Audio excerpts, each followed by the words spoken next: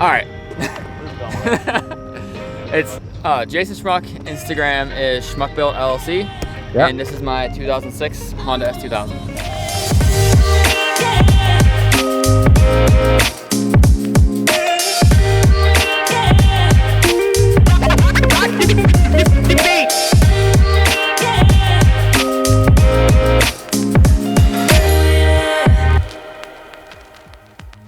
So tell us why you J-swapped this S2000 instead of, say, going with an LS setup or building up your stock F20. What are the benefits and why did you do it? The car had a turbo F20 in it. I had some engine issues and weighed out my options. I wanted to swap it, but I wanted to stay Honda powered. Right.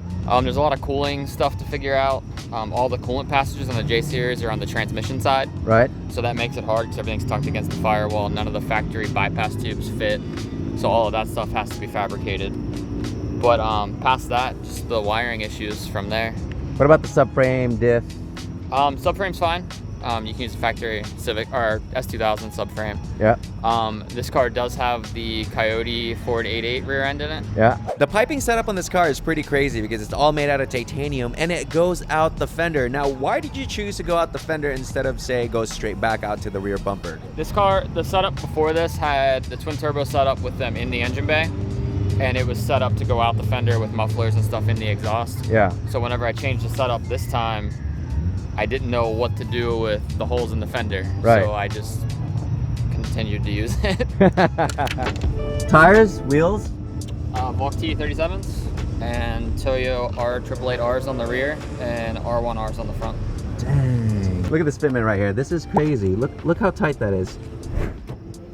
So interior wise, explain to us what you got over here, because it's got like a net and you got this door bar and some, what is this, bridge seats? What do we got? It's got broad Lomaxes. It's a custom 10-point gauge. It was started to 850 NHRA spec. Mm-hmm. I added a bunch of X-Brace stuff, top and bottom. It has a carbon fiber center console, or center cover. Right. Detachable hub. And AEM CD5 cluster. Oh, was that hard to plug in? Is that CAN bus? Not or with what is Ryan's it? help. Yeah. It plugged right in when Ryan did it. Wow. So, what do you typically do with this car? Is it like a track car, like Tom Attack? Is it a drag car? It was gonna be a drag car. Yeah.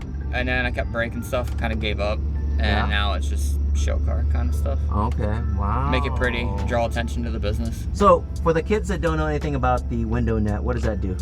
This comes up and clips in.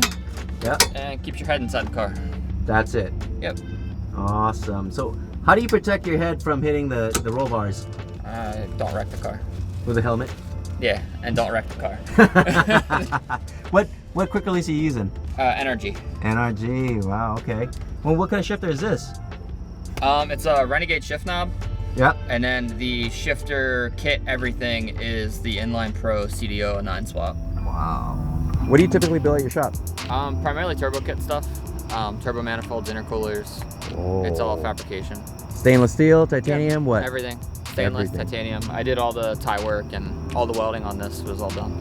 What do you specialize on? Titanium, you would say? I prefer titanium. Yeah. It's hard to find the clientele to work with titanium all day. How much more does it cost if you do titanium versus, say, if you do like aluminum, well, say you do aluminum intercooler piping, and you switch it to titanium, right, 4 to 5 times. Wow. On the back of the car right here, this looks a little bit weird for a radiator setup. So why is there a radiator in the back of your car? Back to the J series with the coolant situation on the swap. Right. Everything comes off the back side of the motor on the firewall side.